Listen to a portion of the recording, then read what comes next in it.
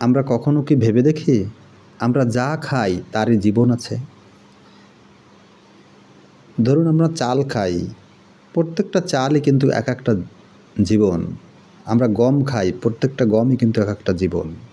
আমরা হাঁস খাই, মুরগি খাই, গরু খাই, ছাগল খাই, সবই কিন্তু জীবন।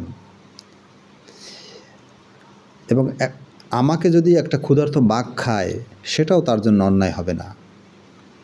আবার ধরুন বাঘ যদি হরিণকে খায়, সেটাও তার জন্য অন্যায় হবে না।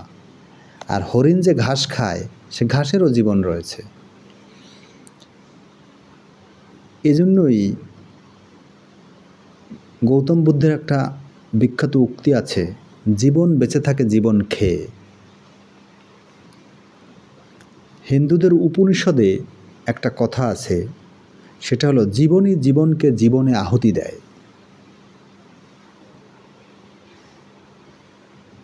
এই বিষয়ে আরও একটি গল্প উল্লেখ করি, সেটাও হিন্দু মিথোলজি থেকে নেওয়া একটা রূপক গল্প। একদা ভগবান শিব বনের মধ্যে ধ্যান করতেছিলেন।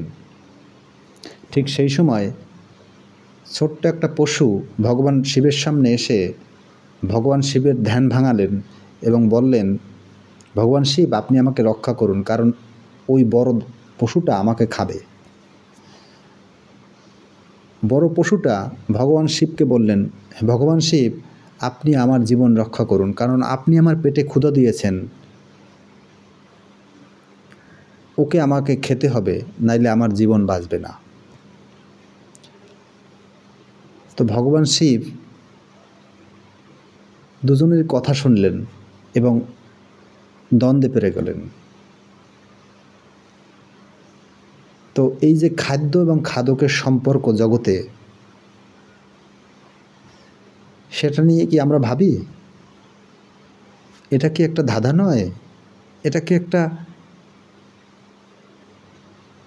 জগতের সবচেয়ে রহস্যময় জিনিস নয়?